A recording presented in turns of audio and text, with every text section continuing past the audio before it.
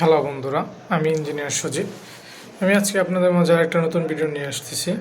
তো আমি গতকাল একটা আলোচনা করলাম যে আপনার প্লাস্টার পর্যন্ত আলোচনা করেছিলাম ফিনিশিং।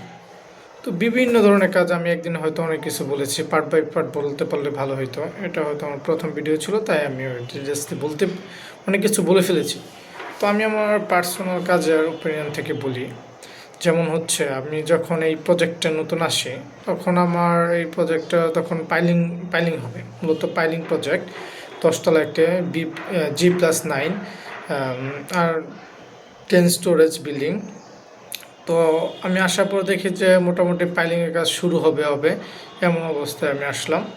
আসার পর হ্যাঁ, পাইলিং শুরু হলো। পাইলিং শুরুর ক্ষেত্রে আমি কিছু কিছু বিষয় আমি যেহেতু বিগত প্রজেক্টে কাজ করেছি পাইলিং সাইডে, দেন হচ্ছে পাইলিং ছাড়া প্রজেক্টে কাজ করেছি। সো আমার ওই বিষয়ে একটা নলেজ ছিল। তো আমি এইখানে এসে দেখলাম যে এখানে হাউস লাগবে না, কারণ হচ্ছে আমাদের একটা খোলামেলা জায়গা আছে। দেন হচ্ছে একদিক দিয়ে আমরা ফ্রেশ ওয়াটার ঢুকাচ্ছি, আরেক দিক দিয়ে আমাদের যে পাইলিং হচ্ছে ওটা কাদা পানিটা ড্রেন হয়ে চলে যাচ্ছে আরেক দিকে। তো এই ক্ষেত্রে আমি একটা বেনিফিট পাইছি যে আপনার পাইলিং করার ক্ষেত্রে যদি আমরা মানে হাউস করে করি, ওই ক্ষেত্রের চাইতে হাউজের চাইতে আপনি যদি ডাইরেক্ট ওয়াশ বলতে আপনার একদিক দিয়ে পানি ঢুকতেছে, বোরিং হচ্ছে, আরেক দিক দিয়ে কাদা পানিটা বের হয়ে যেতেছে, ওই ক্ষেত্রে আপনার পাইলের কোয়ালিটি সবচেয়ে বেটার থাকে এবং পাইলটা খুব ভালোভাবে করা যায়। মানে পাইলের হচ্ছে আপনার যে স্ট্রেংথ আসার দরকার, ওই স্ট্রেংথে আসতে পারে পাইলটা মূলত। দেন আমি কাজ শুরু করলাম।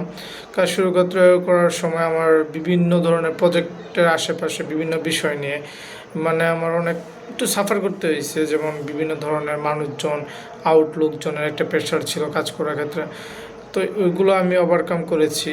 করার পর আমরা পাইলিং কাজ শুরু করলাম। পাইলিংয়ে হচ্ছে আপনার যে পাথরটা আমরা ইউজ করেছি, পাথরটা হচ্ছে এলসি পাথরটা ইউজ করে, ব্ল্যাক স্টোন যেটা বলে, ওইটা ইউজ করেছি। সিমেন্টের ক্ষেত্রে ইউজ করেছি আমরা হচ্ছে ক্রাউন ওপিসি, আর হচ্ছে আমরা সিলেকশন বালি ইউজ করেছি। তখন দুর্গাপুরে যে অরিজিনাল মোটা 2.5 আপ ছিল, ওই বালিটা আমরা ইউজ করতে পারছি।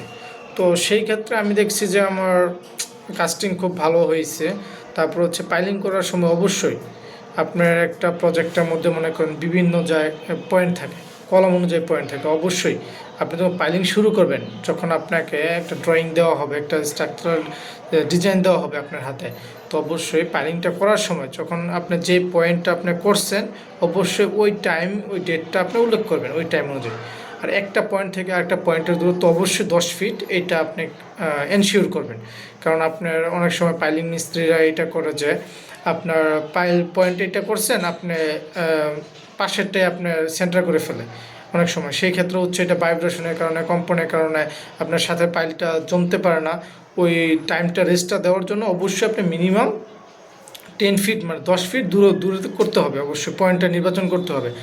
আর যাতে আপনার যেই পাইলটা আপনি করেছেন, ওই পাইলটা যাতে আপনার প্রপার মানে সেফ থাকে আর কি, ক্র্যাক না করে, মূলত এটা হচ্ছে উদ্দেশ্য। আর হচ্ছে সেন্টার তো অবশ্যই চেক করবেন। আপনি বিভিন্নভাবে সেন্টার চেক করতে পারেন, শোলের মাধ্যমে চেক করতে, ওয়াটারের মাধ্যমে চেক করতে পারেন। তারপর হচ্ছে আপনি ক্যাচিং পাইপ যখন ড্রাইভ করবে, অবশ্যই ক্যাচিং পাইপটা যাতে সেন্টারে আছে, মানে 90 ডিগ্রি খাড়া আছে, এই জিনিসটা আপনি শিওর করতে হবে। যদি না জানেন, বিভিন্ন ধরনের প্রজেক্টে কাজ চলে, আপনি এই জিনিসগুলো দেখতে পারেন। অনেক সময় ক্যাচিংটা যদি বাঁকা হয়, সেক্ষেত্রে পাইলের মাথাটা আপনার বাঁকা হয়। সেই ক্ষেত্রে আপনি দেখবেন যে যখন আপনার পাইল করা হয়ে গেছে, পরবর্তীতে যখন কলাম করার জন্য পাইল ভাঙবেন, দেখবেন যে আপনার হচ্ছে পাইলের মাথাটা বাঁকা হয়ে আছে। তো সেই ক্ষেত্রে হচ্ছে প্রপার লোড ডিস্ট্রিবিউশনের ক্ষেত্রে একটা প্রবলেম হবে। তো অবশ্যই আপনি পাইল করার ক্ষেত্রে সেন্টার মাস্ট বি, আপনি এটা খেয়াল রাখবেন, সেন্টারটা যদি প্রপার সেন্টারে আছে, একটা পাইল থেকে আরেকটা পাইলের ডিস্টেন্স অবশ্যই 10 ফিট হবে।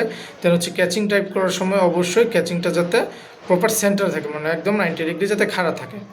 তারপর হচ্ছে আপনি যখন বোরিং করতেছেন, অবশ্যই যেই পাইপ দিয়ে বোরিং করতেছেন, সেই পাইপটা আপনার মেপে নেবেন যে আপনার যদি পাইপ যে 55 ফিট কিংবা 60 ফিট থাকে, অবশ্যই নিচে 2 ফিট, যদি স্ট্রাকচার ডিজাইন অনুযায়ী 2 ফিট সিসি, উপরে আমরা 2 ফিট সিসি থাকি। মানে সিসি উপরেরটা বলতে আপনার অ্যাডজাস্টিং গ্রাউন্ড লেভেল, মানে ইজিএল থেকে আমরা মনে করেন 1-2 ফিট নিচে এটা রাখতে হয় আর কি, রাখি আমরা 1 ফিট 2 ফিট।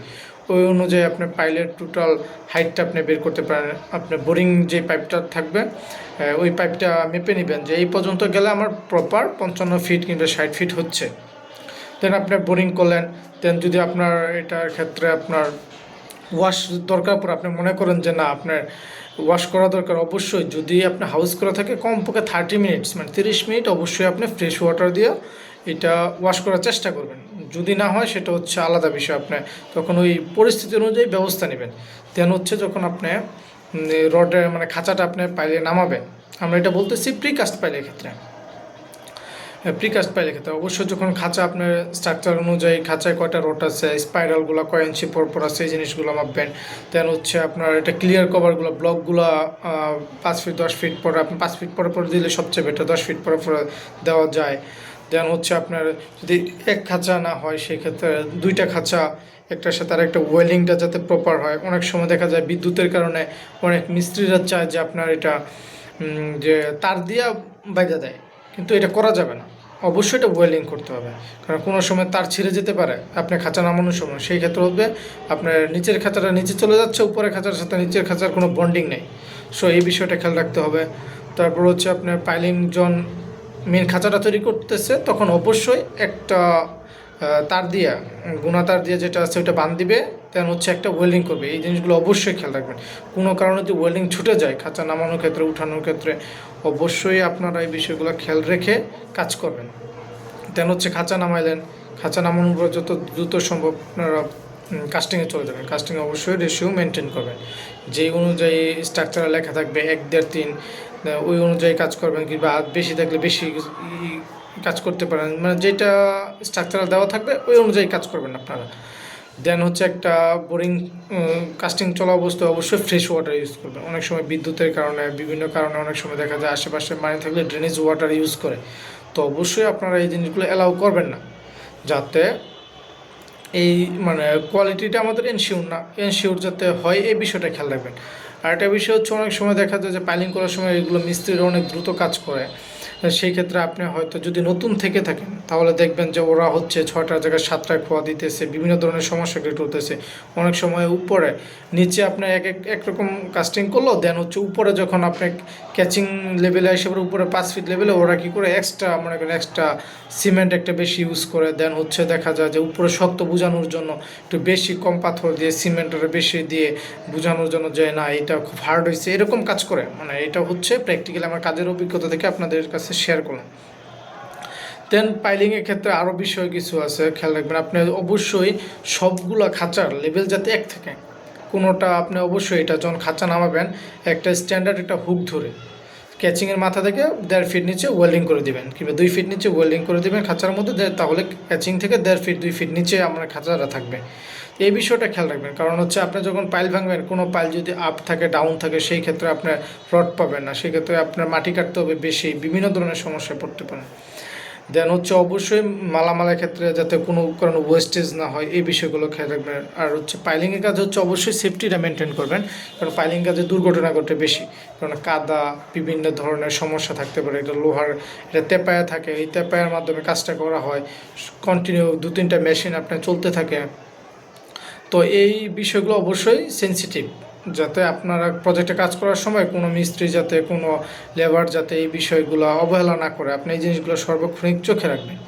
আর হচ্ছে অবশ্যই যে এই আপনার কাস্টিং করার সময় মনে করেন কাস্টিং তো আপনার পানির মধ্যে ছাড়বেন, অবশ্যই ট্রিমি পাইপ দিয়ে একদম নিচ থেকে ছাড়বেন। অনেক সময় কি যে পাইপ খোলার কারণে অনেক সময় হয় যে আপনার 4টা পাইপ দিলে একদম নিচ পর্যন্ত চলে যায়, সেই ক্ষেত্রে ওরা কী করে একটা পাইপ কম দেয়, যাতে মনে করেন কাস্টিংটা ওই কাদা পানির মধ্যে পরে পাইপটা খুলতে যাতে না হয় এর জন্য। তো অনেক সময় আপনার এই বিষয়টা অবশ্যই খেয়াল রাখবেন, পাইল বোরিং হওয়ার পরে খাঁচা নামানোর পরে অবশ্যই ট্রিমি পাইপটা যাতে করে পাইলের সেন্টার মানে একদম নিচ পর্যন্ত যায়, নিচ থেকে আস্তে আস্তে বোরিং করে উঠবে এটা, তাহলে হচ্ছে প্রপার কাস্টিংটা হবে। কাদা পানিটার সাথে এই আপনার মোটরের মিশ্রণ হবে না, তাহলে কি হবে আপনার প্রপার কাস্টিংটা হবে। আর কোনো কারণে যদি আপনি উপর থেকে ঢেলে দেন তাহলে ওই পানির সাথে সিমেন্টটা মিশে সিমেন্টটা বেরিয়ে যেতেছে, শুধু খোয়ার বালিটা নিচে তুলে যেতেছে। তো এই বিষয়গুলো খেয়াল রাখবেন। আরও আদার্স বিষয় আছে, মানে অনেক কিছু আছে হয়তো এখন মনে না থাকার কারণে বলতে পারতেছি না। ধন্যবাদ সবাইকে।